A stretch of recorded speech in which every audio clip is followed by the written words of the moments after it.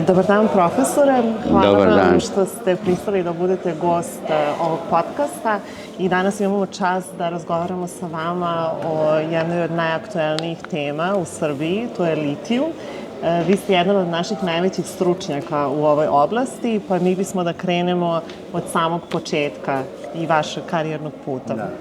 Pa Niša, evo za početak recite nam kako je krenulo vaše studiranje, kako da se opredelite baš za fizičku hemiju, kako je došlo do celog tog vašeg naučnog rada od početka pa evo do sada. Vi imate dosta godina je prošlo, pa jako veliko iskustvo.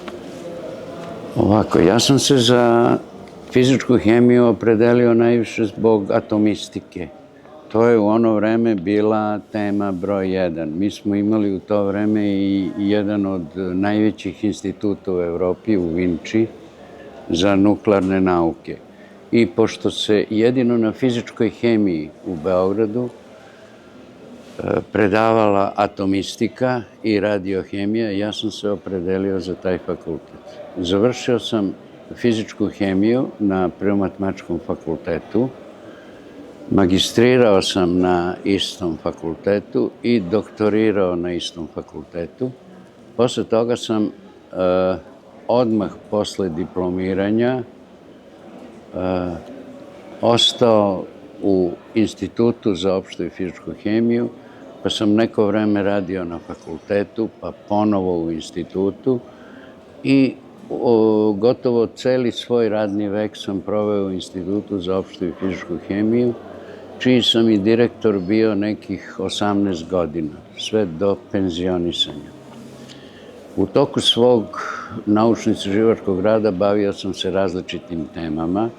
Recimo, moj diplomski rad je bio iz radijacione hemije, moj magistarski rad je bio iz elektrohemije, a moja doktorska disertacija je bila iz termalne analize.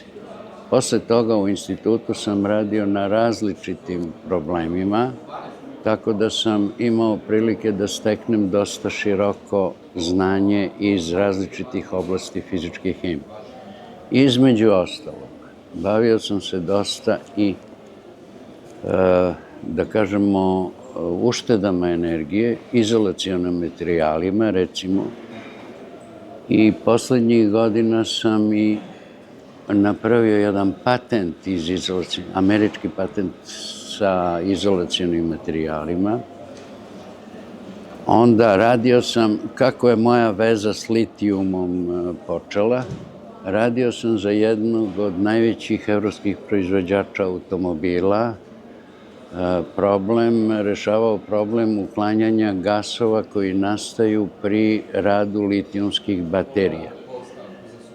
I mislim da sam to uspešno rešio. Posle toga sam radio još jedan sličan projekat za jedan austrijski institut, rešavanje uklanjanja tih gasova.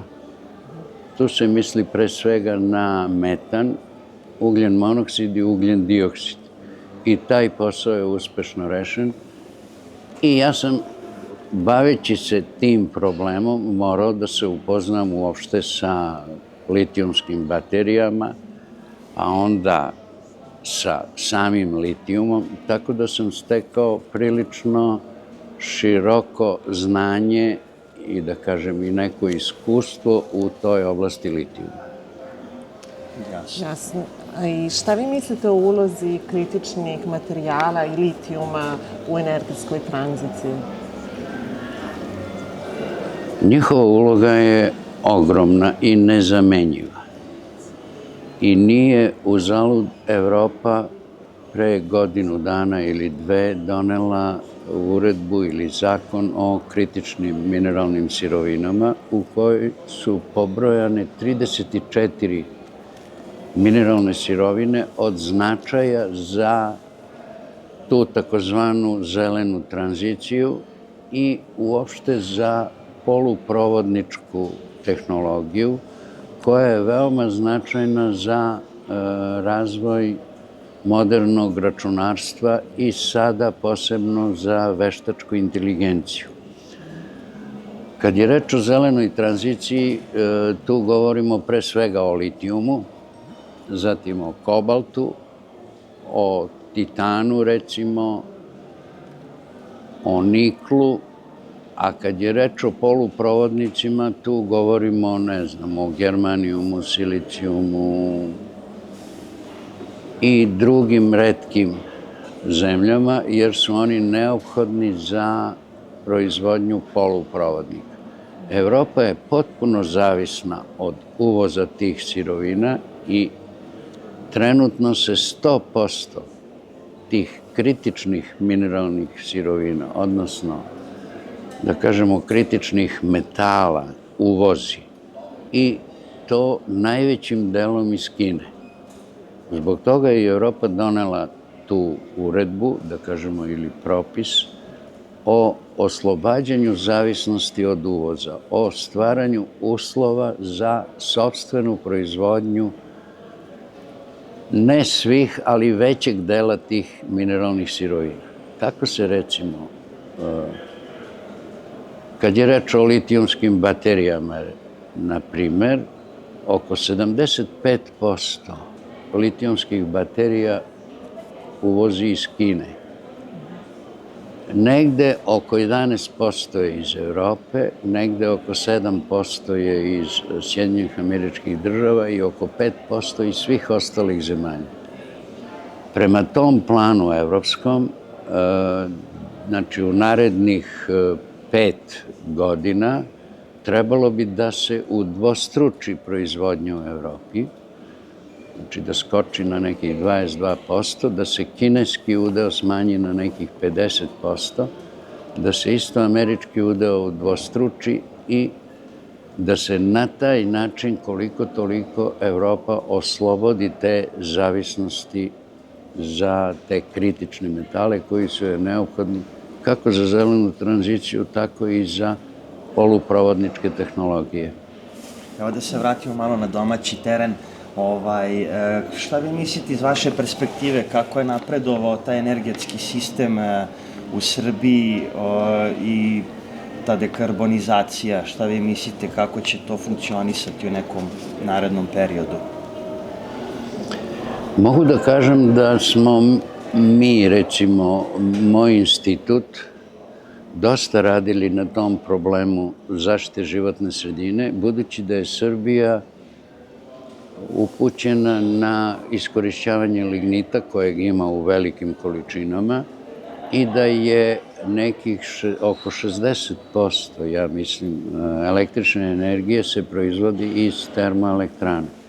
I mi smo negde od 2003. ili 2004. godine uradili jedan veliki projekt, moj institut, veliki projekat za elektroprivrednu, odnosno za termoelektrane Nikola Tesla, a naziv tog projekta je bio rešavanje ekoloških problema nastalih radom Nikole Tesle, TENTA, termoelektrana Nikola Tesla.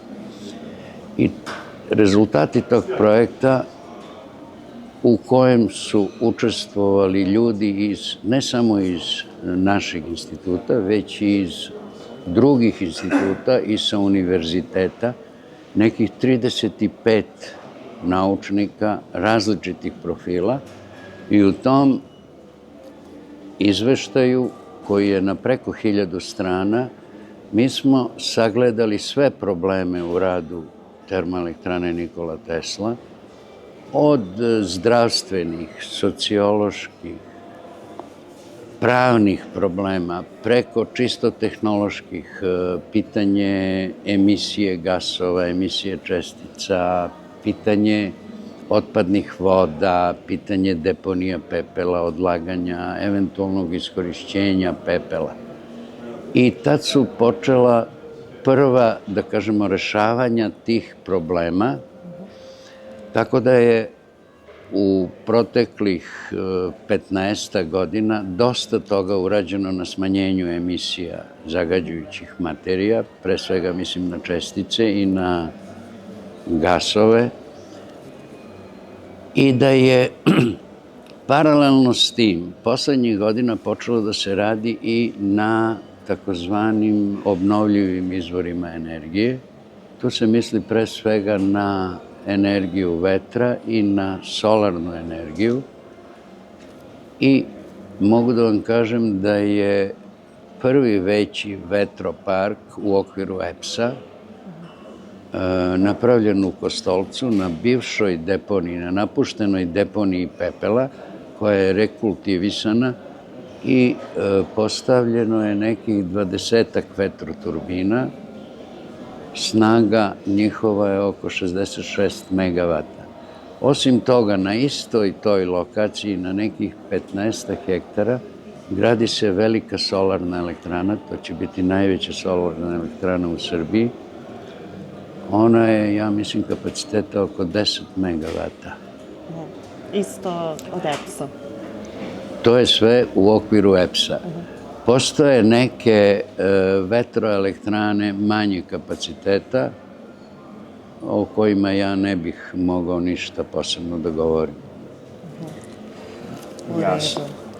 Dobro, možete li nam nešto reći o litijumu, njegovoj primeni, pogotovo sad u ovim obnovljivim izvorima energije gde se koristi kao i za baterije? U vašim radovima piše da je široka primena litijuma, pa možete li nam nešto reći vezano o samom litijumu i njegovoj primeni u današnjem sistemu? Litijum je dobio na značaju u poslednjih 20 godina. On se i pre toga dosta koristio. Najveća primena litijuma do osvajanja ovih litijumskih baterija bila je u metalurgiji, u proizvodnji aluminijuma, jer se dodatkom litijumovih soli značajno snižava temperatura i velike su energetske uštede. Osim toga, litijum se i ranije, pre ovih baterija, dosta koristio za izradu specijalnih stakala. To su ta takozvana pireks stakla koja pored bora sadrži litijum. A pronalaskom litijumskih baterija značaj litijuma neverovatno brzo raste. I litijum postaje jedna od tih najkritičnijih mineralnih sirovina, odnosno metala, litijum kao metal. Zašto je to tako? Litijum ima neke osobine koje ga čine izuzetnim. To je vrlo lagan metal.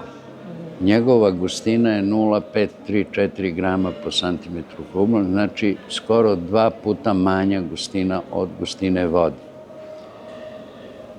A to opet ima i izuzetan redoks potencijal, minus 304 volta, što ga čini veoma pogodnim za izradu baterija. Najpre su urađene te takozvane primarne litijumske baterije, znači one nisu punjive, one su za jednokratnu upotrebu. To su vam ove dugmaste baterije koje se nalaze u digitronima, u časovnicima, u različitim elektronskim malim uređajima.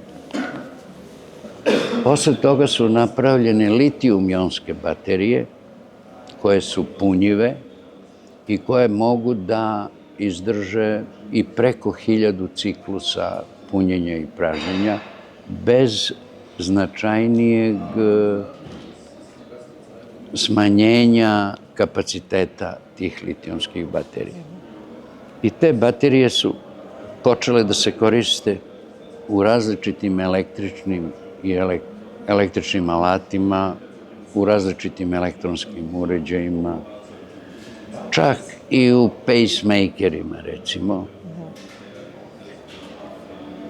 Osim toga, ova takozvana zelena tranzicija koja se oslanja na proizvodnju električne energije iz energije vetra, znači iz vetroparkova i solarnih elektrana, nametnula je potrebu za proizvodnjom litijumskih baterija u koje bi se smeštala ta proizvedena energija, da može da se koristi i u vreme kad nema sunca.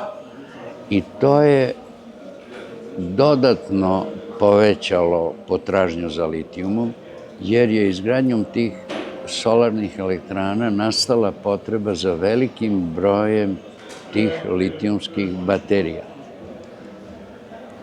Osim baterija, mogu da kažem i nešto i o drugim primenama litijuma, jer iz toga može da se vidi zašto je Evropa baš i litijum uvrstila u te kritične sirovine.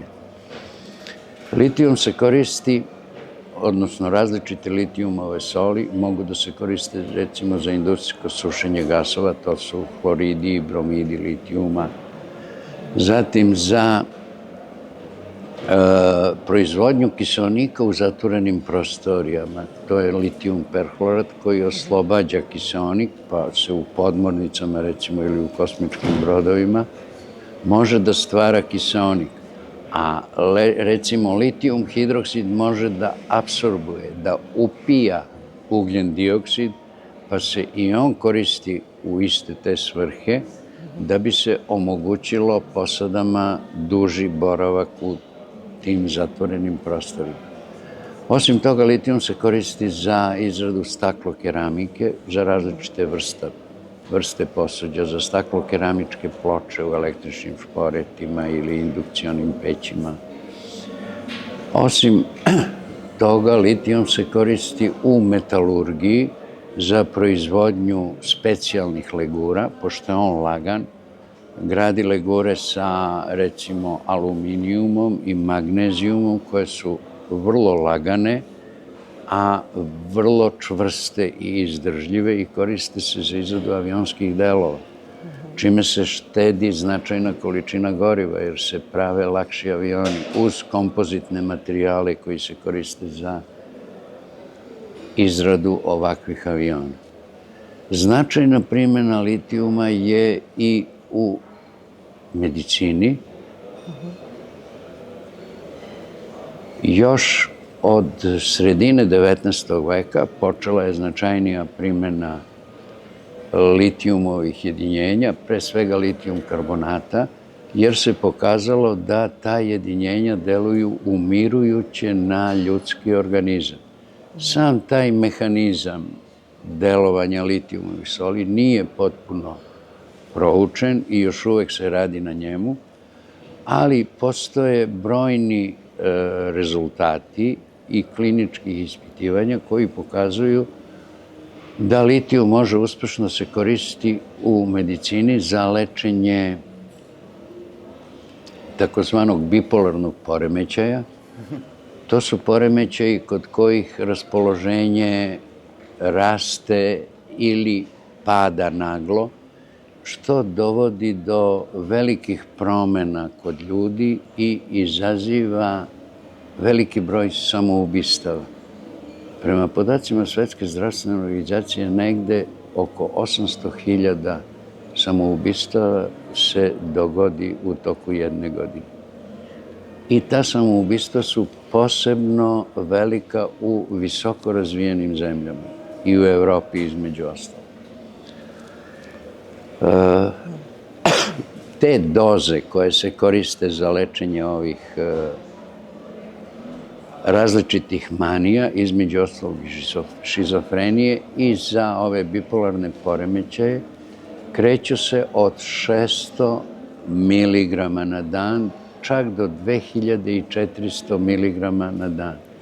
Ovo pominjem i zbog toga, pošto ćemo kasnije nešto da pričamo o protivnicima iskopavanja i dobijanja litijuma, koji navode mikrogramske količine litijuma kao izuzetno opasne i otrovne, što je potpuna besmislica.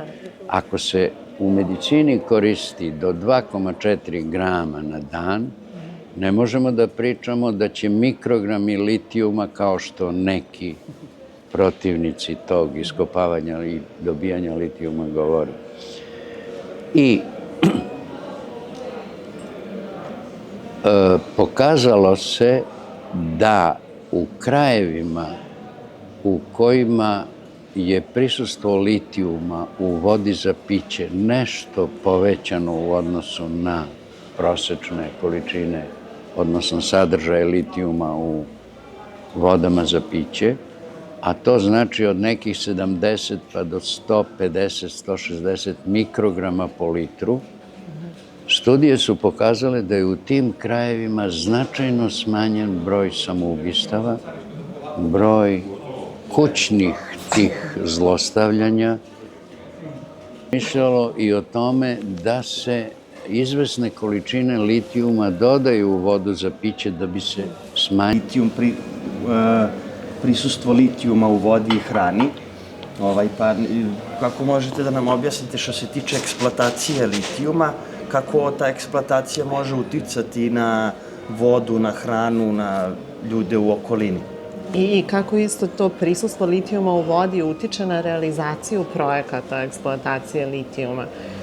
Verovatno se zbog svih tih studija i odlažu i različitih mišljenja ti projekti.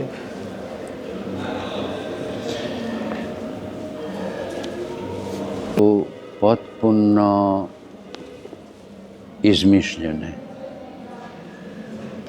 Hoću na početku nešto da vam kažem o uticaju uopšte na životnu sredinu. Mnogi ljudi idealizuju stvarnu situaciju. Nema ljudske aktivnosti koja ne utiče na životnu sredinu.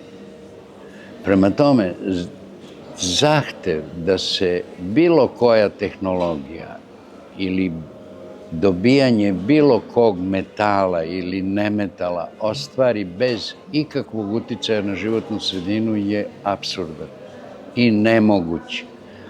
Ako podignete kuću od 100 kvadrata, vi ste uzurpirali 100 kvadrata zemljišta, više ga nemate za poljoprivredu. Osim toga, ljudi koji žive u toj, treba da se greju, trošit će ili drva, ili ugalj, ili električnu energiju, za koju je opet potrebno da se potroši neko fosilno gorivo. Osim toga, oni će stvarati određenu količinu otpada koji treba odnositi, otpadne vode koje treba prečišćavati. Prema tome, pričati o tome da je moguće bilo koja ljudska aktivnost bez uticaja na životnu sredinu je potpuno apsurdno. Ono što treba da se radi, to je da se svi uticaji na životnu sredinu svedu na najmanju moguću meru na datom stanju razvoja tehnologije i na datom stupnju našeg znanja uopšte. Znači da sve te moguće uticaje svedemo na najmanju moguću meru. Sad, priča oko opasnosti od litijuma u Srbiji je nastala iz čisto političkih razloga. Nema tu ni jednog, da kažemo, naučnog argumenta ili dokaza da je to stvarno tako kako se u javnosti predstavlja. Posebno to što je u Srbiji, prema podacima sa nekih internet strana, preko 300.000 ljudi sve zna o litijumu. Kao da Srbi imaju urođen gen za litijum. I oni preko društvenih mreža šire raznorazne neistine, opasnosti od litijuma, litijum će da uradi ovo, da uradi ono. I običan narod je na neki način zbunjen. Posebno što su to radili i neki ljudi s titulama i s naučnim zvanjima. Ali nikada nisu iznosili ni jedan pravi argument za to. Ja mogu da vam kažem, recimo, kad je reč o rudarenju, da postoji evropski standard, takozvani IRMA standard, na nekih 500 i nešto stranica, u kojem je do detalja opisano šta sve mora da se uradi da bi to rudarstvo bilo, kako se to kaže, odgovorno. Odnosno, da ne bi uticalo ili ne u tolikoj meri na životnu sredinu. I tamo imate na nekih 170 strana, recimo, šta sve treba da se preduzme da bi se zaštitila životna sredina. I na nekih 120 strana imate o takozvanoj društvenoj odgovornosti u rudarstvu. I ono što treba da se pomene, to je da će fabrike koje kupuju proizvode nastale takvim rudarenjem tražiti ispunjenje tog IRMA standarda, inače neće kupovati te proizvode. I to bi na neki način bila najbolja zaštita za budućeg proizvođača. Jer ako hoće da proda te svoje proizvode, on mora da zadovolji taj standard, odnosno da u najvećoj mogućoj meri zaštiti životnu sredinu. Jasno. Evo da pitamo za Jadar. Da, pošto se značajan deo vašeg rada fokusira upravo na Jadar projekat u Srbiji, da li možete da nam date neki pregled njegove potencijalne koristi i kao i svih tih briga koje okružuju taj projekat? Da, negde 2004. godine, ja mislim, da je u dolini reke Jadar, to je blizu Loznice, otkriveno nalazište litijuma. Procenjena količina je negde oko 1,2 miliona tona litijuma. I litijum je u to vreme pronalaženja i kasnije moguće eksploatacije bio vrlo poželjan metal u Srbiji. Čak je vlada Srbije 2008. pa 2011. taj projekat Jadar proglasila projektom od strateškog značaja za Srbiju. I sve negde do 2020. godine litijum je bio najbezopasniji i najkorisniji element periodnog sistema, barem u Srbiji. Niko nije imao ništa protiv litijuma. Tek 2020. godine pojavili su se prvi, da kažemo, protesti protiv iskopavanja litijuma i mnogi od tih koji su učestvovali u protestima su pre toga bili na neki način i uključeni u realizaciju ovog projekta litijuma. To vam sve govori da je reč ne o naučnoj zasnovanosti takvih tvrdnji, već o čisto političkim namerama. I onda je krenula ta priča o opasnosti od rudarenja, pa opasnosti od dobijanja litijuma. Litijum bi u Jadru trebalo da se eksploatiše sa dubina od nekih 350 do oko 650 metara dubine. To znači da nikakav uticaj na površinu ne može da dođe sa 350 ili 650 metara. Svi uređaji koji bi se koristili za iskopavanje litijuma su električni. Znači, nemoguće je koristiti klasične motore sa unutrašnjim sagorevanjem za bilo šta.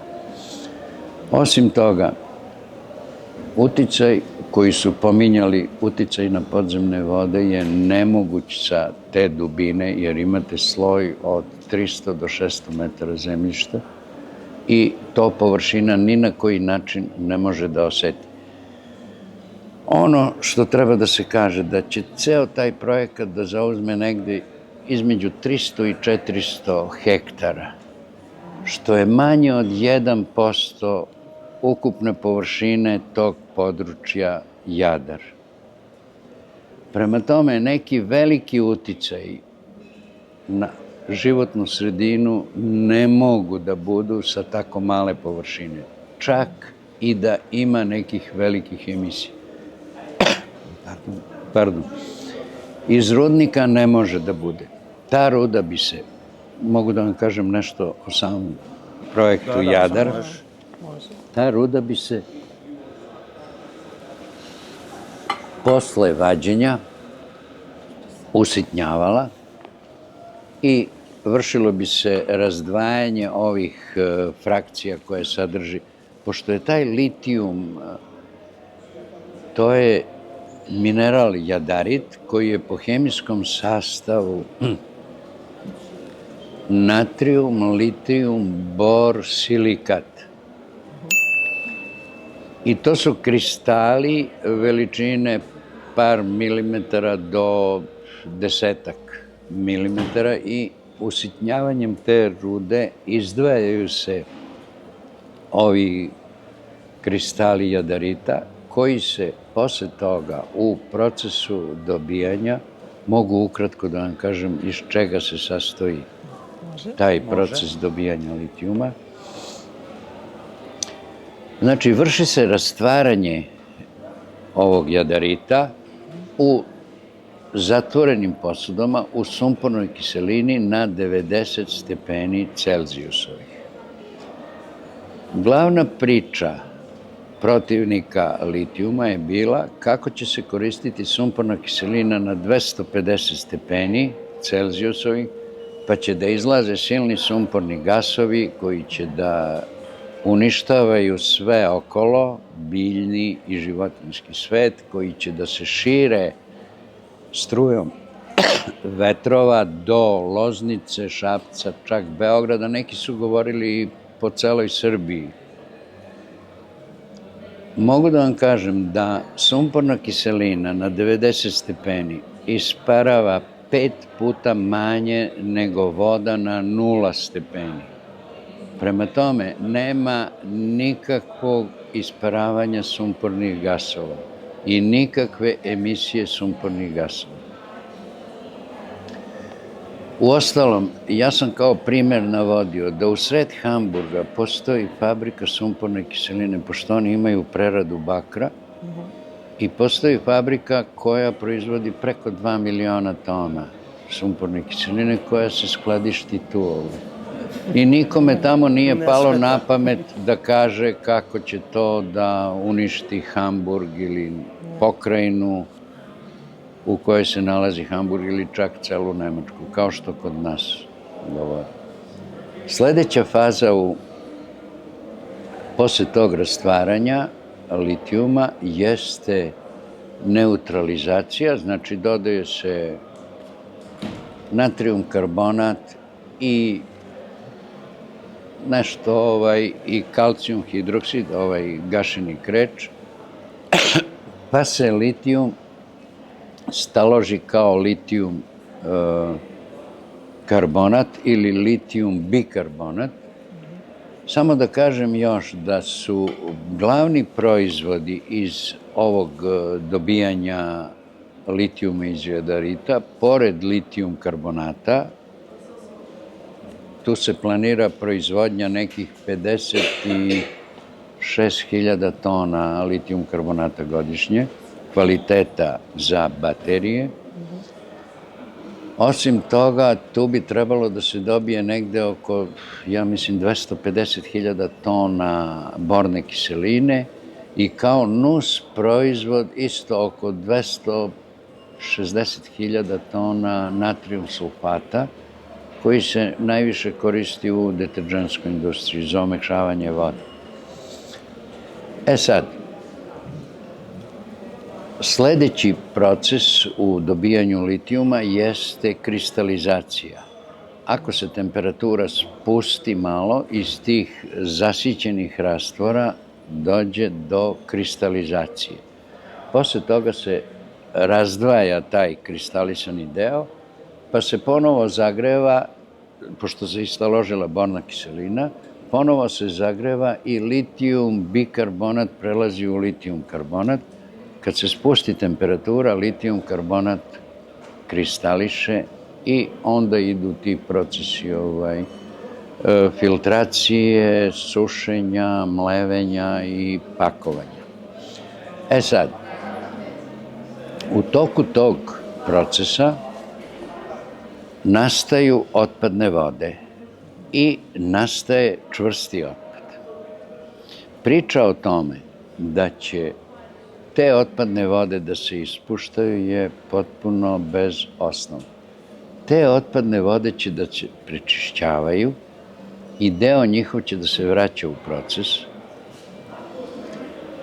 a deo koji se ispušta prečišćen je kroz 6 različitih procesa prečišćavanja. Tu je prvo mikrofiltracija, znači čestice mikronske veličine se uklanjaju, pa nanofiltracija, čestice veličina nanometra se uklanjaju, pa onda idu 2 stepena reversne osmoze, a reversna osmoza je proces koji se koristi za dobijanje vode za piće u ovim arapskim zemljama gde se voda za piće dobija iz morske, odnosno okeanske vode. I onda ide jonska izmena. Tu se koriste različite smole koje imaju osobinu da te teške metale koji su zaostali u vodi veže za jonoizmenjivač, tako da se dobija potpuno demineralizovana voda. I ta voda je toliko čista da ne može da se ispušta u reku Jadar, jer će poremetiti mineralni sastav reke. Zbog toga se određene količine minerala, pre svega natrijuma, kalcijuma, magnezijuma, dodaju u tu demineralizovanu vodu da bi mogla da se ispušta u reku Jadar, a da ne utiče na biljni i životinjski svet. Što se tiče čvrstog otpada, koji takođe nastaje u ovom procesu, budući da se tu dodaje kalcijum hidroksid, kao što sam pomenuo, gašeni kreč, a ima sulfata i sumporne kiseline, nastaje dobar deo gipsa, kalcijum sulfata, koji je nerastvoran i koji vezuje dosta toga što je bilo u rastvoru, od rastvorenih metala. Taj čvrsti otpad se presuje i suši i on bi trebalo, prema projektu, da na deponiju čvrstog otpada, koja bi se posebno izgradila na tom području, izdignuta od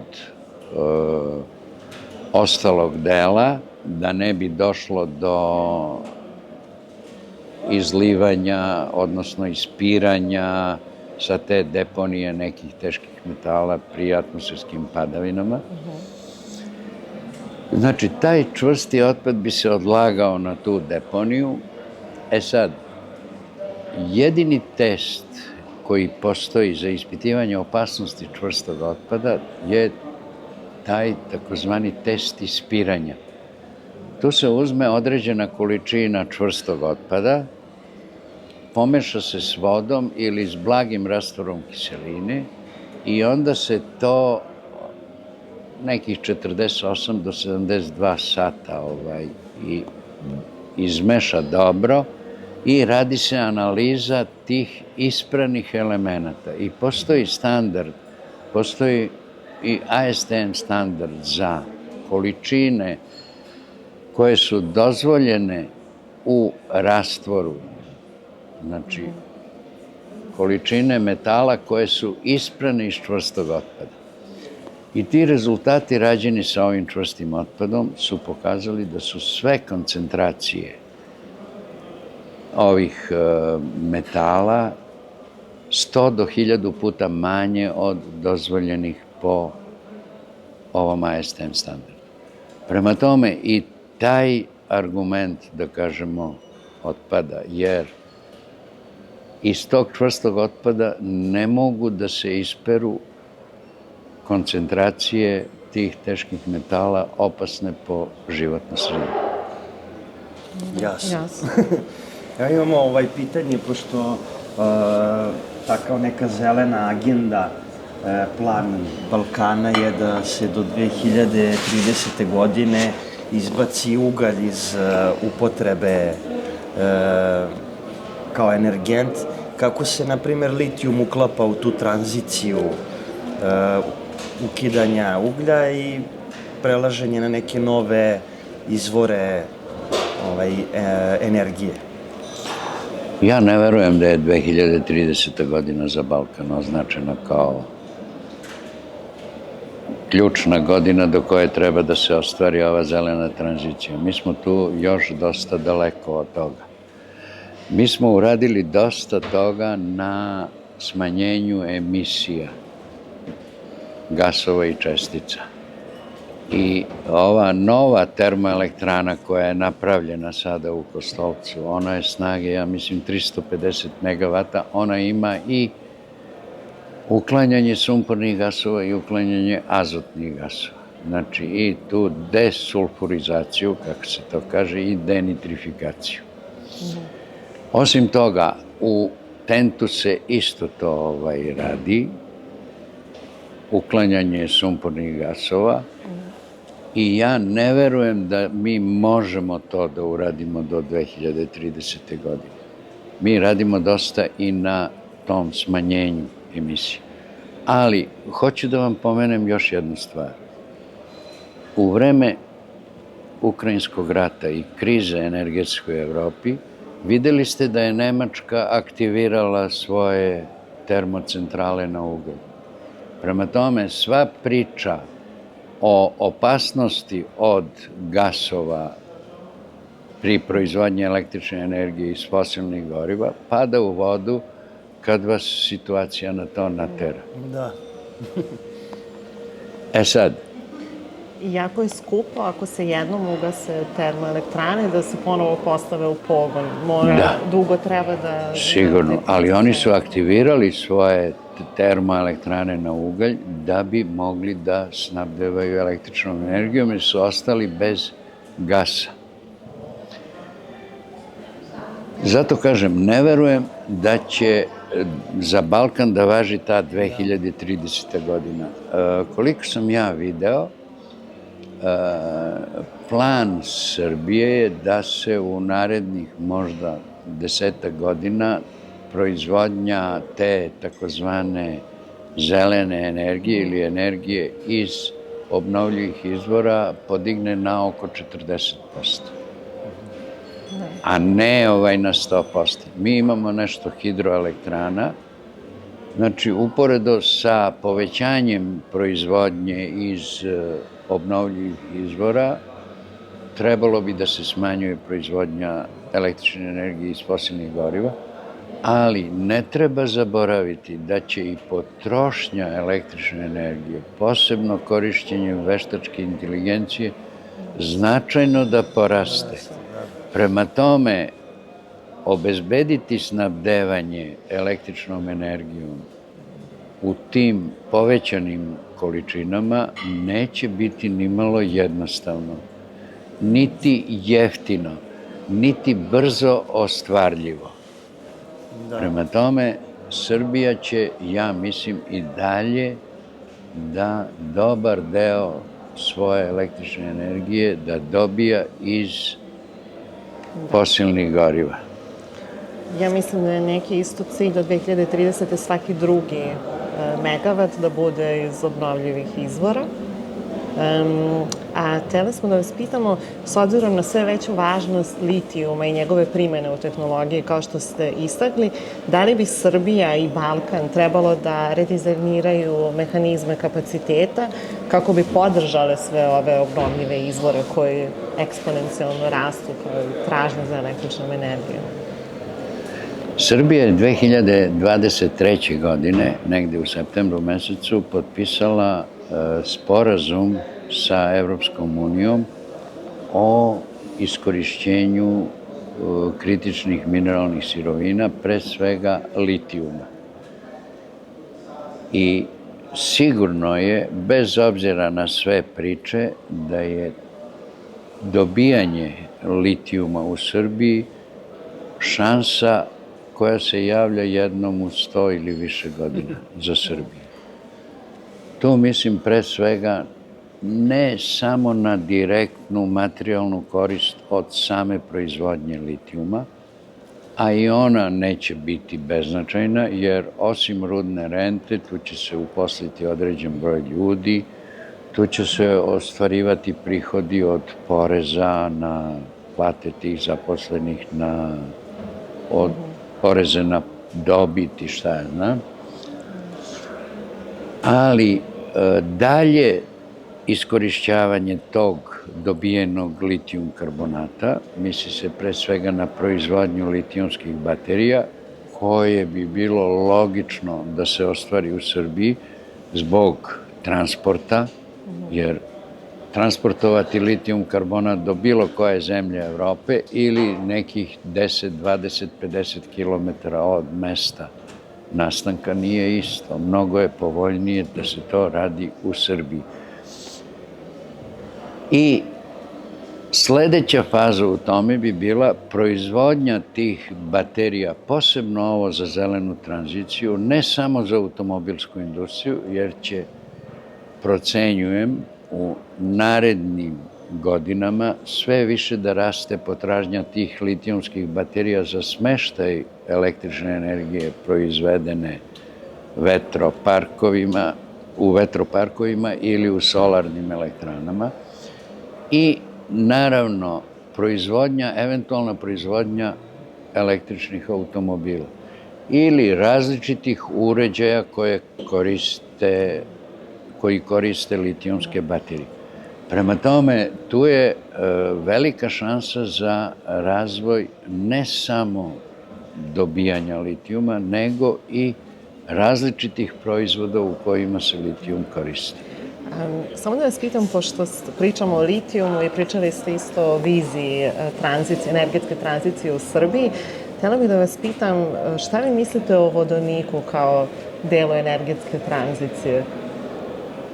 Da li je to nešto što bi moglo da parira litijumu u transportu ili je to ipak nešto što vidimo na neki tek duži vremenski period, možda 2050. godine? Ja mislim da litijum i vodonik se ne isključuju. Ne može vodonik da potisne litijum, jer već sam pričao o velikoj primeni litijuma, ali vodonik može da bude jedan deo te, da kažemo, zelene tranzicije, da se vodonik može da koristi u različite svrhe, kao pogonsko gorivo, recimo, za automobile, i već su napravljeni automobili na vodonikov pogon. Osim toga, da može da se koristi kao energent u različite svrhe, potpuno bezopasan, jer sagorevanjem vodonika nastaje voda, vodena para koja je bezopasna po životnu sredinu. Najveći problem kod vodonika, kod njegove primene, jeste njegovo skladištenje i transport na veće udaljenosti. Prema planovima nekih evropskih zemalja, vodonik bi se proizvodio iz električne energije u vreme kad je smanjena potrošnja, recimo noću, smanjena potrošnja električne energije i sada je problem kako da se taj vodonik skladišti. I tu se radi dosta na čvrstim materijalima koji mogu da apsorbuju velike količine vodonika i da ga zadrže do trenutka primene. Znači, najveći problem kod vodonika jeste njegovo skladištenje za kasniju upotrebu, ne samo za upotrebu u trenutku nastanka. Jasno. Ne znam, koleginice, ako imaš još neko pitanje, da završavamo. Da, imamo, pošto imate veliko iskustvo u akademskoj zajednici, kako vi vidite saradnju između donosioca odluka, akademske zajednice i industrije, na primer? To je problem u Srbiji koji odavno postoji, da je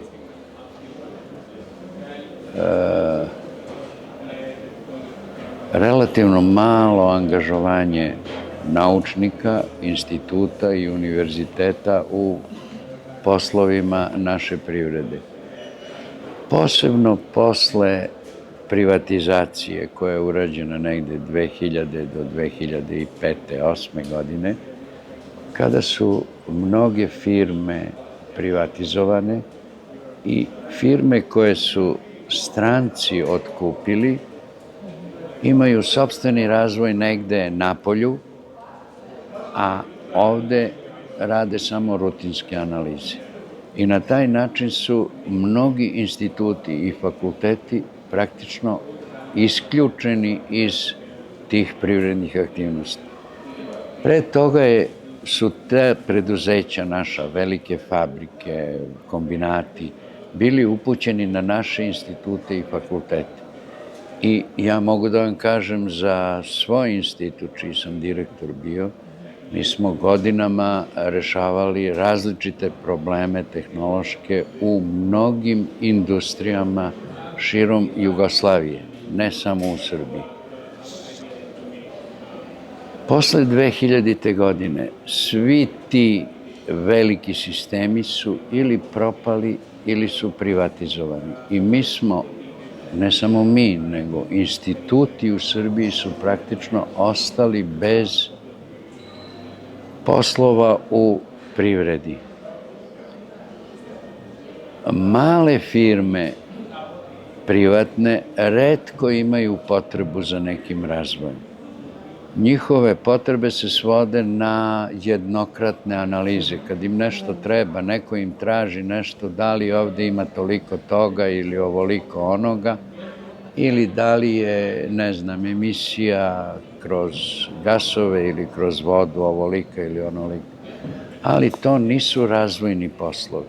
To su rutinske analize koje ne mogu da opravdaju postojanje instituta, kao što je to nekad bilo. I ovi projekti tehnološkog razvoja koji postoje pri ministarstvu su sve manji po obimu i po značaju, tako da su instituti dobrim delom isključeni iz rešavanja tih problema koji mogu da se javljaju. U svakoj proizvodnji vi imate svakodnevno po neki problem. Da. Ili izvršiti racionalizaciju, ili nema te sirovine, ili nema tog kvaliteta sirovine, pa nabavite neku drugu. Znači, treba rešavati problem kako sad zameniti manje kvalitetnom sirovinom onu sirovinu koja je veće kvaliteta. I onda to rešavaju instituti i fakulteti. Kažem, toga danas uglavnom nema.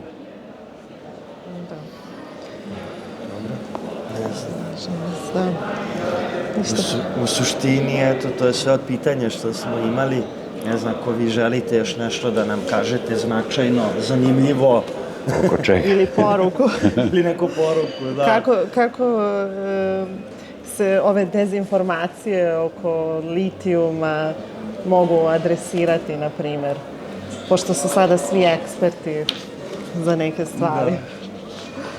Ali hvala vam puno što ste ovo preneli sa naučne strane. Evo, ja hoću da vam kažem, da vam pročitam samo. U Srbiji postoji kodeks ponašanja u naučno-istraživačkom radu. Može. I u njemu se kaže, taj kodeks nalaže da objektivnost u tumačenju i zaključivanju mora biti zasnovana na činjenicama i podacima koji se mogu dokazati i ponovo proveriti. Zatim, nepristrasnost i nezavisnost od zainteresovanih strana, od ideoloških ili interesnih političkih grupa. I mislim da je to najznačajnije, da se svi koji se bave litijumom, temom litijuma, drže ovoga, ako su iz nauke, a da ostali ljudi, a to su pre svega sportisti, pevači, glumci, reditelji, režiseri, ginekolozi, lekari, koji se bave litijumom, a koji o tome pojma nemaju i šire neistine na koje naseda običan narod koji nije upućen u te stvari. Poseban problem jesu te takozvane društvene mreže. Pre toga je bilo da kad nešto napišete, bar jedan čovek, urednik, pročita to. Pa kaže ovo ima smisla ili ovo nema smisla da se objavi. Danas na društvene mreže možete da zakačite što god vam padne na pamet.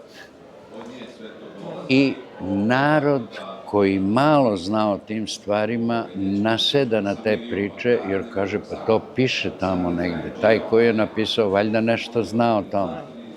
Mislim da bi trebalo da se napravi kodeks za društvene mreže. Da. I za sve. Da. I ja sam u svom radu navodio taj primer uticaja društvenih mreža, negativan uticaj, a posebno se loše vesti brzo šire. Dobre vesti se, uvek je to bilo i u novinama, mnogo sporije šire od loših vesti.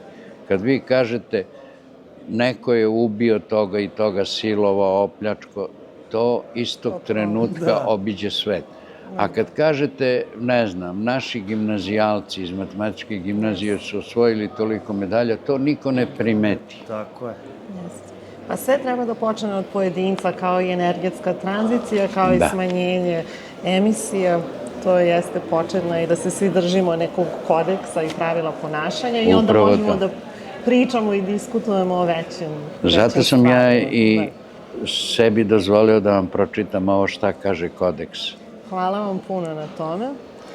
I hvala vam puno što ste pristali da budete gost ovog podcasta. Sigurno sam da će slušalci tebe uživati u vašim informacijama i iskustvu. Hvala vam puno. Hvala još jednom, profesore. Hvala i vama.